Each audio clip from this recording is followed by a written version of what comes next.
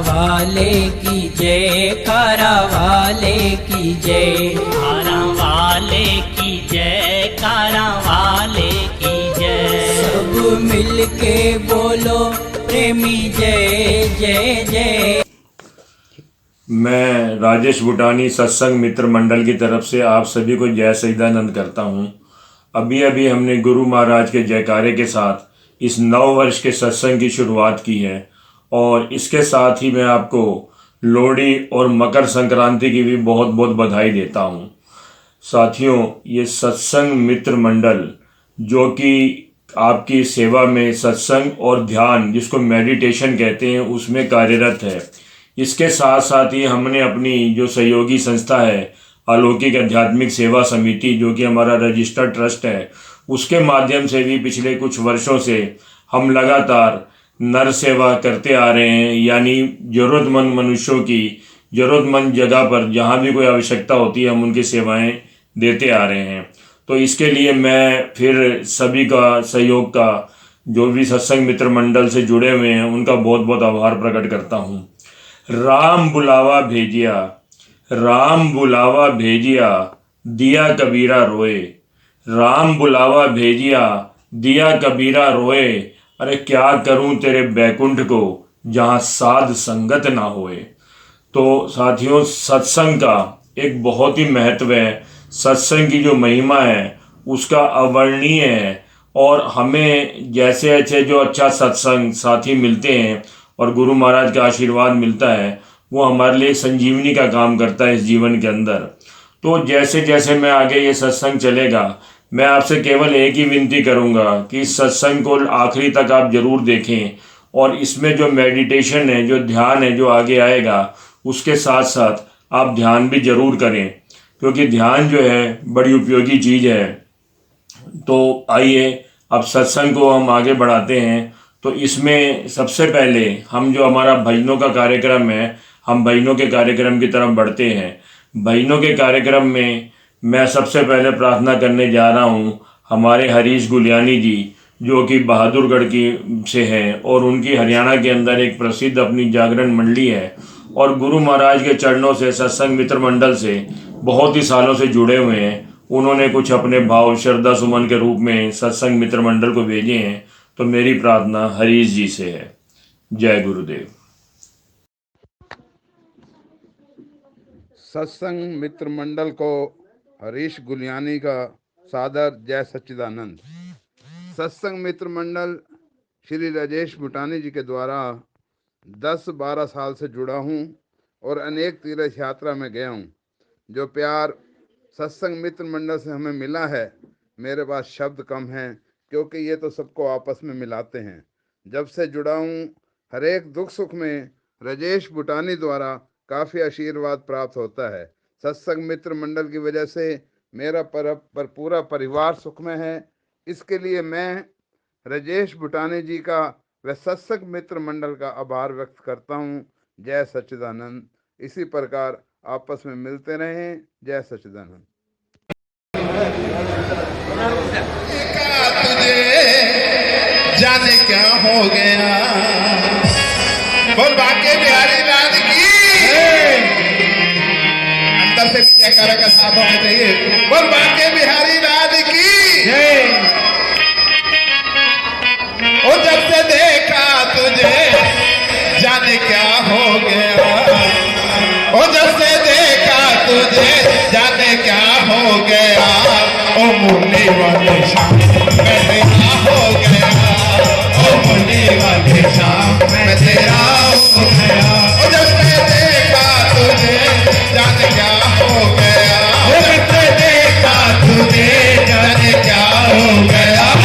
ओ मुरली वाले शाम मैं तेरा हो गया, ओ मुरली वाले शाम मैं तेरा हो गया।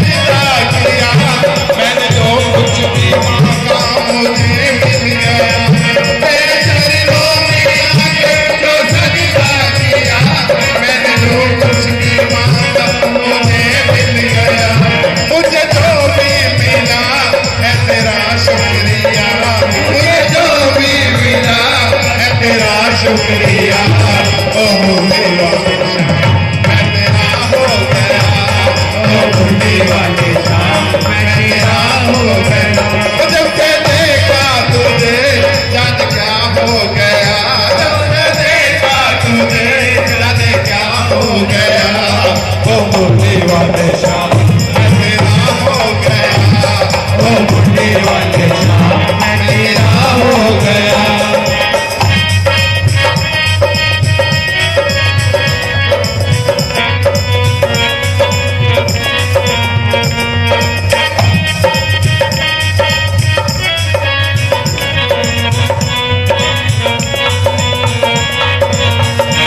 मुझे भक्ति मिली मुझे शक्ति मिली तेरी रहमत मिली मुझे शोहरत मिली मुझे भक्ति मिली मुझे शक्ति मिली तेरी रहमत मिली तेरी शोहरत मिली तेरे दर पे खड़ा हूँ मैं झोली फैला तेरे दर पे खड़ा हूँ मैं झोली फैला ओ मुरली वाले शाम मैं तेरा हो गया ओ मुरली वाले शाम मैं तेरा हो गया जब से देखा तुझे जान क्या हो गया जब से देखा तुझे जान क्या हो गया ओ मुरली वाले शाम मैं तेरा हो गया ओ मुरली वाले शाम मैं तेरा हो गया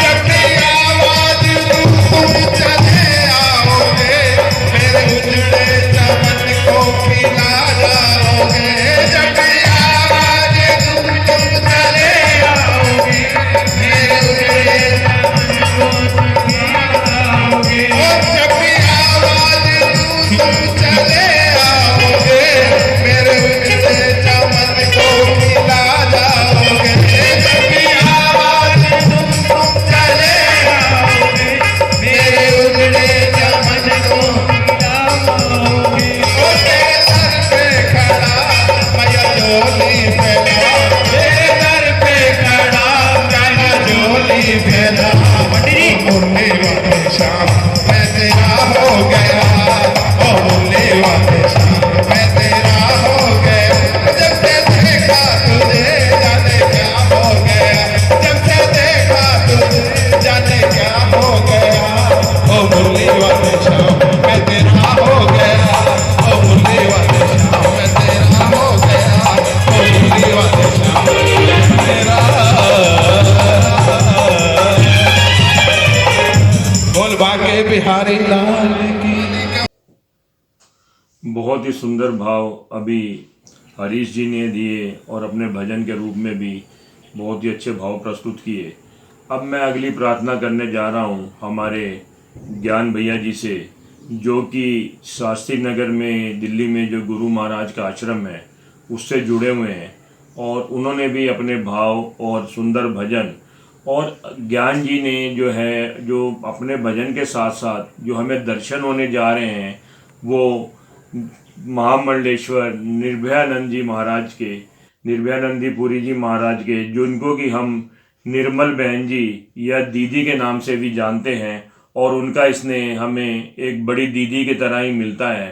तो हम उनके पावन चरणों के भी दर्शन करेंगे गुरु रूप में, और उसके साथ साथ ही जो हाजिरी आई लगा रहे हैं वो बहुत ही प्रसिद्ध गायक हैं जितेंद्र वस जी, उनके भजन का भी हम आनंद लेंगे। तो आइए सबसे पहले हम दीदी के चरणों में, निर्भयानंद जी पुरी महाराज जी के चरणों में कोटि कोटि नमन करते हैं और उनसे नए वर्ष पर आशीर्वाद की मनोकामना करते हैं, और इसके साथ ही हम भजन का भी आनंद लेते हैं। जय गुरुदेव।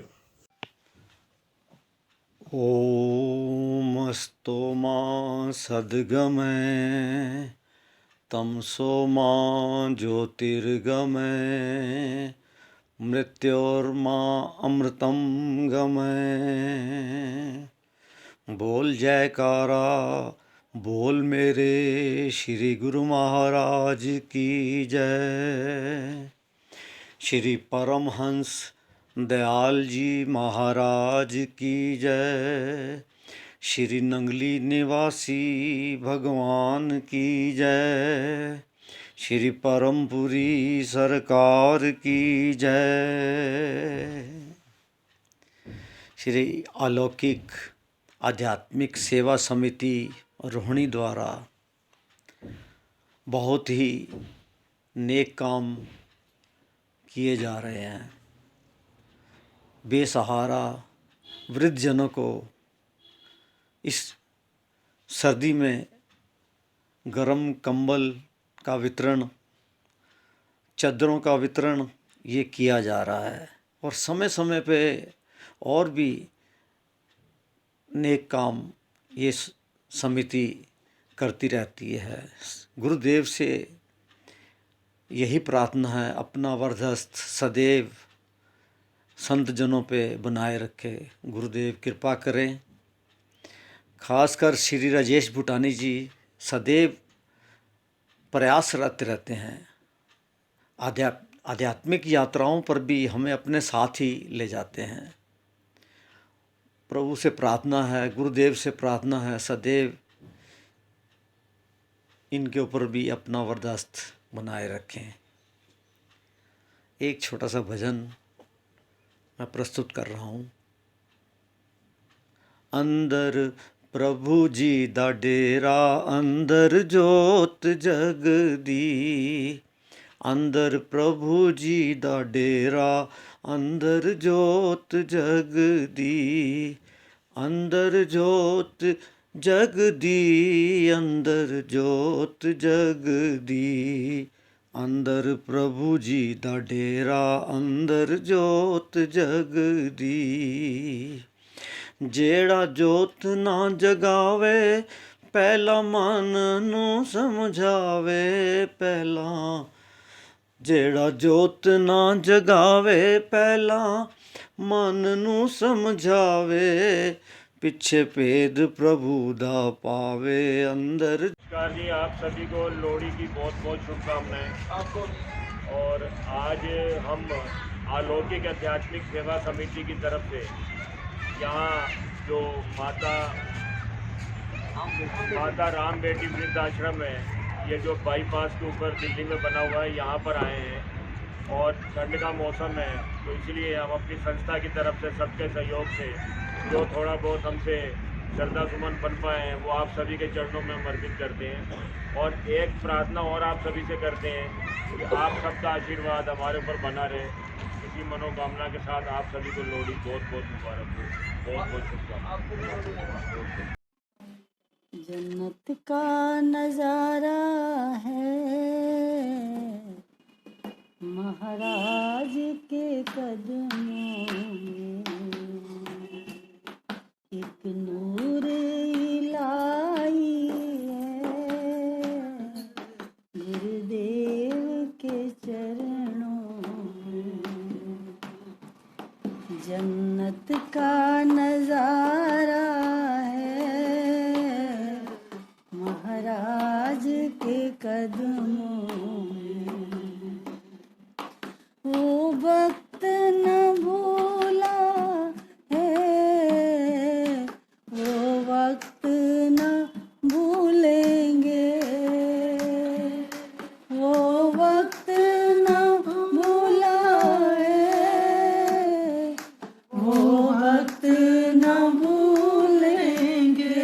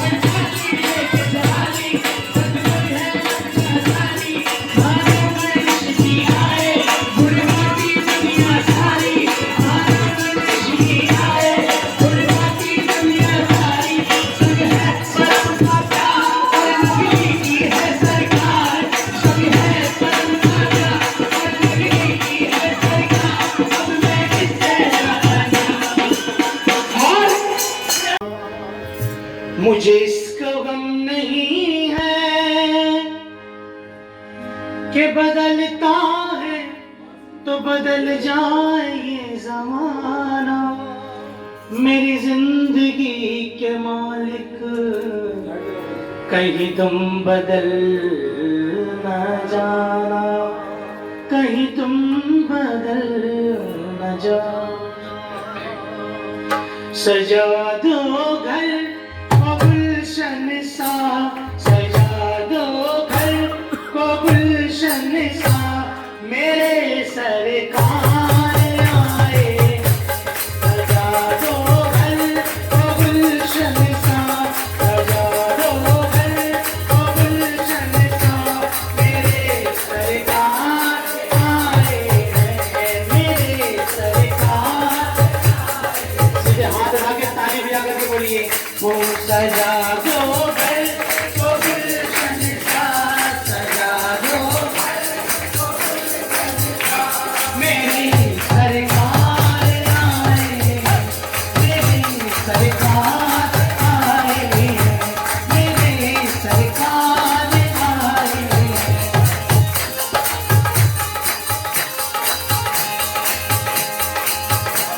बुला लो सारे भक्तों को, बुला लो सारे भक्तों को, कोई भी छूट ना जाए, कोई भी कोई भी छूट ना जाए, कोई भी अपनी कृपा को बरसाने, अपनी कृपा को बरसाने, मेरे सरकार आए, मेरे सरकार आए। सजा दो घर को गुलशन सा, सजा दो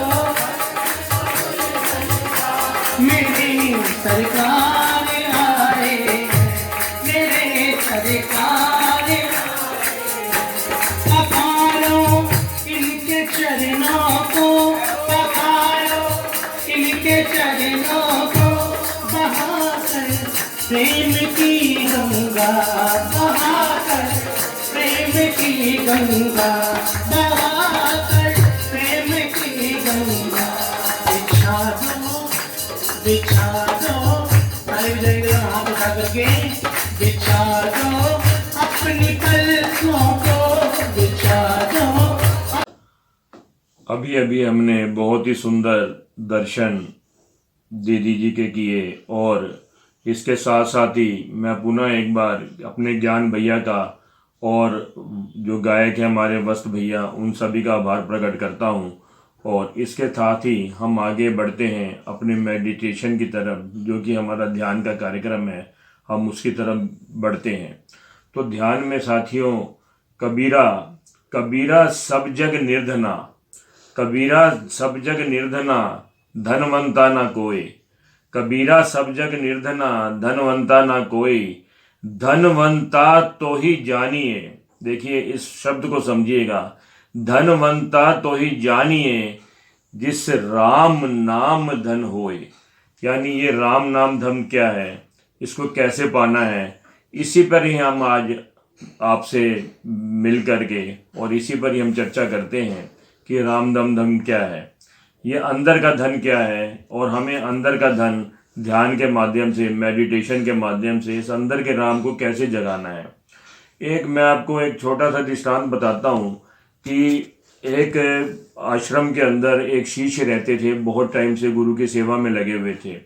जब वो गुरु की सेवा कर रहे थे तो काफ़ी टाइम से गुरु उनको ध्यान की विधियाँ और समाधि की विधियाँ और जिसको कि एनलाइटनमेंट कहते हैं उसकी तरफ वो अग्रसर कर रहे थे उनको। तो एक बार सुबह जब वो शिष्य उठ के आए और उन्होंने गुरु के चरणों को हाथ लगाने की कोई, जैसे रोज लगाते थे गुरु के चरणों को हाथ लगाया, उसी टाइम गुरु ने उनको रोक दिया कि नहीं, आप मेरे चरण आज नहीं छूओगे आज से। और तो वो शिष्य बड़ा हैरान हुआ कि गुरुदेव, मैं रोज़ सुबह उठ के आता हूँ, पहले मैं आपके चरण छूता हूँ, आशीर्वाद लेता हूँ, आज आप मुझे क्यों मना कर रहे हैं कि मैं आपके चरण नहीं छूऊंगा। गुरुदेव ने कहा कि अब आप और मैं एक ही कक्ष में आ चुके हैं, आपका एनलाइटनमेंट, आपकी समाधि लग चुकी है और आप और मैं एक ही श्रेणी में आ चुके हैं, इसलिए आप अब मेरे चरण छूने के हकदार नहीं हैं और मैं आपसे अपने चरण छूने का हकदार भी नहीं हूँ छुआने का। ये बहुत बड़ी बात गुरु ने कह दी। शिष्य बड़ा हैरान हुआ, ऐसा क्या हो गया, कैसे हो गया। उसने गुरुदेव से पूछा, गुरुदेव मैं तो वही का वही हूँ, मुझे तो अपने अंदर केवल इतने ही बदलाव नज़र आ रहे हैं कि मेरे थोड़े बहुत जो अवगुण थे, अंदर जो ईर्ष्या, निंदा, चुगली मेरे अंदर चलती थी, वो सब शांत हो चुकी है। मेरा मन अब शांत रहता है और इसके अलावा मैं दिखने में भी वैसा ही हूँ और मेरे थोड़े बहुत अवगुण थे वो भी चले गए हैं और मेरे को ऐसा लगता है कम ही बोलूँ, कम ही बात करूँ, चुपचाप शांति से रहता रहूँ और अंदर मेरे एक अजीब सा सन्नाटा, अजीब सी शांति पैदा हो चुकी है जो कि नहीं थी। इसके अलावा तो कोई बदलाव आया नहीं। गुरुदेव मुस्कुराने लग गए और बोले, और तुम में क्या परिवर्तन आया है। शिष्य ने कहा, बस यही थोड़े थोड़े परिवर्तन मेरे अंदर आए हैं। तो गुरुदेव ने उसको समझाया, यही तो परिवर्तन लाना है। और समाधि क्या होती है, ध्यान क्या होता है, जब आपको अंदर ही शांत हो गया है, अवगुण सारे आपके निकल गए हैं, आप खुद ही कह रहे हो कि एक परम शांति की अनुभूति होती है, यही समाधि होती है। शिष्य ने आगे प्रश्न किया कि गुरुदेव, अगर ये सब पाना इतना ही आसान था तो आपने इतने वर्षों तक मुझे अन्य आश्रम के कार्यों में, अन्य तरह की सेवाओं में और बहुत सारे सत्संगों में क्यों लगाए रखा। तो गुरुदेव फिर मुस्कुराए, बोले, आज आपने पाया है, आपको आसान लग रहा है, ये जो रास्ता है, ये सीढ़ियाँ हैं, ये यहीं से होकर के आती हैं और कोई इसके लिए ऊपर से हवाई यात्रा नहीं है। जिन सीढ़ियों से आप चलते हुए इतने वर्षों से आए हो, यही उसकी सीढ़ियाँ हैं। तो अब आप जो है इस आनंद का अनुभव करो। और दूसरा क्या था, जो ध्यान है, जो समाधि है, वो और कुछ नहीं है, केवल आपकी दौड़ को रोकना है। जो आप इस संसार की आपाधापी दौड़ में दौड़े जा रहे हो, उस पर कहीं ब्रेक नहीं है और अंत में जब हमारा अंत समय आता है हमें पता ही नहीं चलता और हम वही निर्धन, कबीरा सब जग निर्धना, कि हम वही निर्धन होके चले जाते हैं और हमारे हाथ पल्ले कुछ नहीं होता। उस टाइम लगता है कितना बड़ा जीवन हमने बिता दिया। इसी दौड़ को रोकना है, रोक करके और अपने अंदर की तरफ यात्रा करनी है। साथियों, एक और बहुत बड़ी चीज़ है इसके अंदर।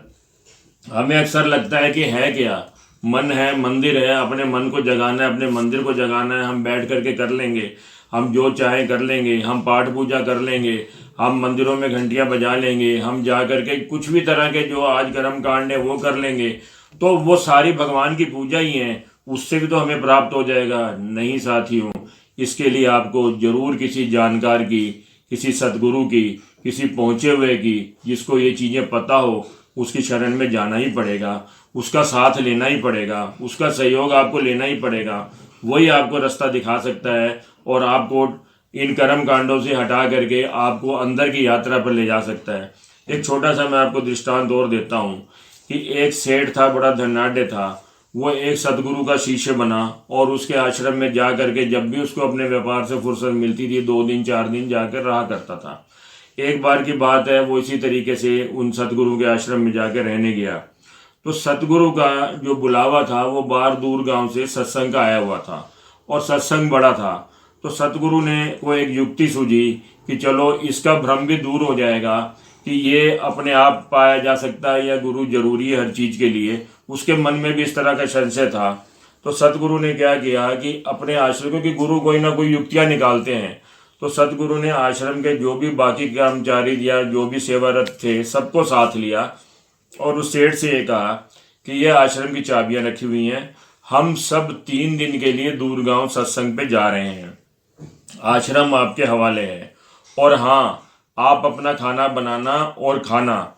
और दूसरा सतगुरु ने कहा जो आश्रम का भंडार कक्ष है उसमें बहुत सामान रख दिया है, लेकिन आप उधर नहीं जाएंगे, आपके लिए आधा टीन आटे का जो रसोई घर है उसमें रख दिया गया है और बनने सामान भी आपकी उपयोगिता के अनुसार 3 दिन के लिए उस रसोई घर में पड़े हैं। तो आप अपना भोजन स्वयं बनाएं और 3 दिन तक खाइएगा और हम आ जाएंगे। सेठ क्या करता, गुरु आज्ञा थी तो उसे माननी ही पड़ी। वो अपना 3 दिन के लिए सतगुरु चले गए और सेठ जी अपना आश्रम में रह गए। जब 3 दिन बाद वो सतगुरु लौट कर आए और आश्रम का मुआयना किया, जब रसोई कक्ष में गए तो वो उलट पुलट के क्या देखते हैं, सारा जो आधा आधा जो टीन भर के जो आटा का रख गए थे वो खाली पड़ा है और सारा सामान अस्त व्यस्त पड़ा रसोई घर का। तो उन्होंने फिर उस जो शिष्य था, 60 रुपये शिष्य था, उससे पूछा, भाई पीछे 3 दिन बहुत आनंद हुआ होगा, आपने भोजन भोजन बना के खाया होगा, बहुत आनंद लिया होगा। उस सेठ जी हाथ जोड़ के फपक पे रो पड़ा। उसने कहा, गुरुदेव 3 दिन हो गए हैं, आटा भी ख़त्म हो गया और रोटी भी नहीं खा पाया। तो गुरु ने कहा, ये क्या हुआ, जब आटा भी ख़त्म हो गया और आप रोटी भी नहीं खा पाए? तो सेठ ने बोला, मैंने ज़िंदगी में कभी आटा तो गूंदा नहीं, जब मैंने पहली बार आटा गूंदा वो पूरा लबड़ लबड़ रबड़ा बन गया, उसके अंदर पानी ज़्यादा हो गया। उसको मैं कई तरीके से सूखा आटा डाल डूल के कोशिश करता रहा पर वो तैयार नहीं हुआ। उसके बाद फिर मैंने एक बार सोचा क्यों ना इसका मैं हलवा बना के खाऊं इस आटे का। और मैंने, क्योंकि साथ ही उस टाइम में ये इंटरनेट नहीं हुआ करते थे जिस पे हम आजकल वो खाना बनाने की विधियां देख लेते हैं ना, ये सुविधा उस टाइम नहीं थी। तो उसने कहा, मैंने फिर कोशिश की इसको हलवा बनाने की, पर वो भी गांठे गांठे बन गई और वो भी बेकार हो गया, मैं नहीं खा पाया। इस तरीके से मैंने एक बार और कोशिश की। तो मैं कुल मिला करके सेठ ये कहने लग गया कि पूरा मेरा जो आटा आप मुझे दे गए थे वो भी ख़त्म हो गया और मैं 3 दिन रोटी भी नहीं खा पाया। तो ये हालत थी। क्योंकि हर चीज़ के लिए, चाहे वो आटा गूंदना ही है, हमारी गृहिणियाँ बहनें जो भी हैं वो भी ना किसी किसी को घर में देख करके सीखती हैं, तभी वो गूंद पाती हैं। तो एक आटा गूंदना ही जब तक आप बगैर सीखे नहीं गूंद पाते, नहीं बना पाते, तो साथियों मन में जो मन मंदिर के राम को जगाना, मेडिटेशन करना, ध्यान के जाना और सही विधि से जाना और सही समय से पाना, तो ये बहुत बड़ी चीज़ है। इसके लिए आप सोचिए, बगैर सतगुरु के, बगैर किसी जानकार के आप कैसे पा सकते हैं। तो मैं आज आपको यही संदेश दूंगा कि हमेशा किसी न किसी जानकार को, सतगुरु को, किसी के साथ आप जरूर जुड़ें और अपनी अंदर की यात्रा पर अग्रसर हों। और बहुत ही सुगम मार्ग है, अगर आप कोशिश करेंगे, प्रयास करेंगे, उनके बताए मार्गों के साथ जो रास्ते पे आप चलते रहेंगे तो ज़रूर ही आप पहुंच जाएंगे। ये मेरा आपसे एक यही संदेश है। तो आइए अब हम ध्यान की विधि में उतरते हैं। और इसमें मैं सिर्फ आपसे ये कहूँगा कि ध्यान कुछ भी नहीं है। मैं आपसे फिर कह रहा हूँ, ध्यान कुछ भी नहीं है। ध्यान सिर्फ है कि अपनी दौड़ को रोकना। ग्रस्त में ही रह करके आप इसे कर सकते हैं। और जो आपकी बेकार की आपाधापी है, बेकार की दौड़ है, उसको आपने रोकना है, कम करना है। और अपने जो आपाधापी के अंदर जो हम अपनी ऊर्जा खराब करते हैं, जो कि बेकार की ऊर्जा को हम इधर और उधर लगाते हैं, उसको अपने अंदर मोड़ना है। ऊर्जा वही काम करेगी जो बाहर की तरफ बह रही है, जो बाहर जा रही है, उसे हम क्या, उसका वेग को अंदर की तरफ मोड़ना है, जिसको कहते हैं मन दी वागा मोड़ ले। उस मन दी वागा ਨੂੰ मोड़ना है और तभी हम कुछ पा सकते हैं। तो आइए हम ध्यान में बढ़ते हैं। मैं आपसे पुनः एक प्रार्थना और करूंगा कि ध्यान, इसमें आप अपने मन की कोई कल्पनाएं ना करें, अपने मन से कुछ ना सोचें।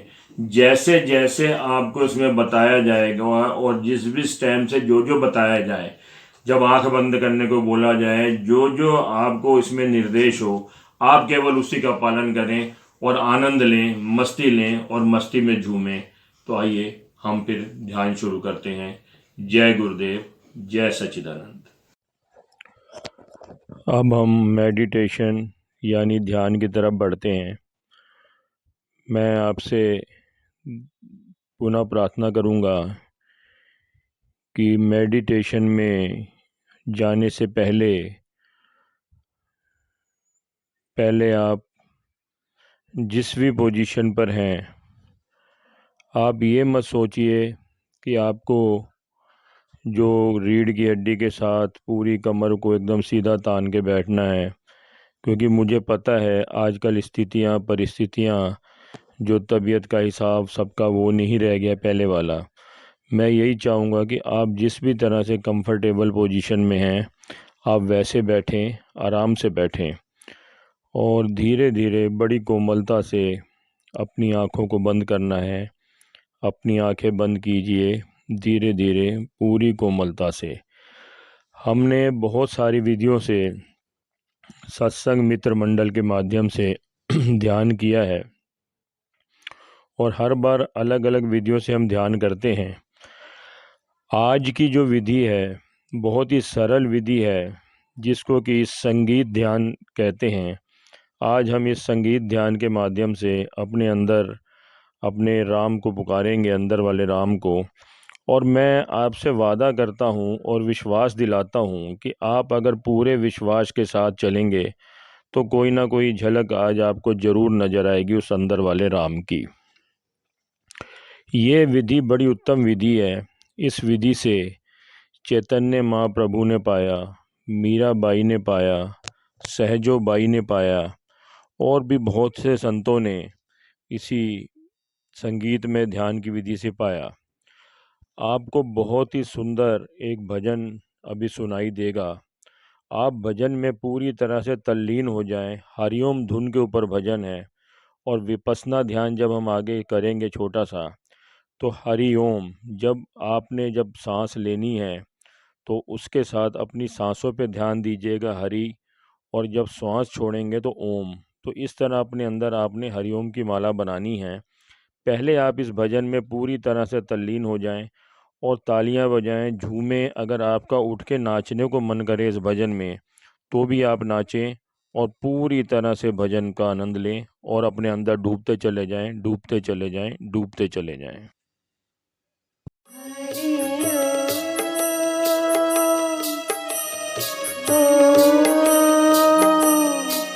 हरि हरि हरि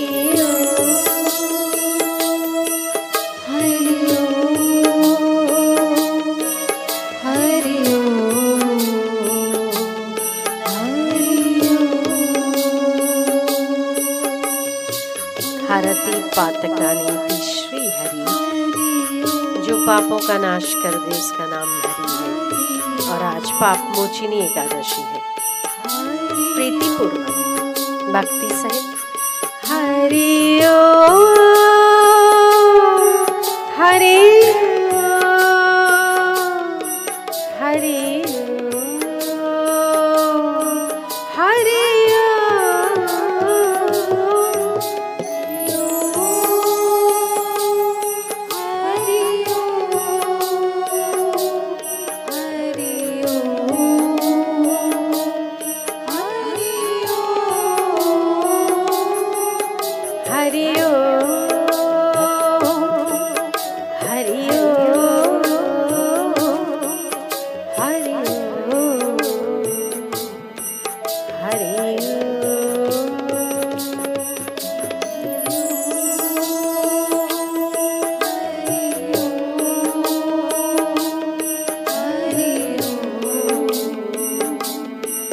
प्रसन्नता के साथ, भाव के साथ, प्रीति के साथ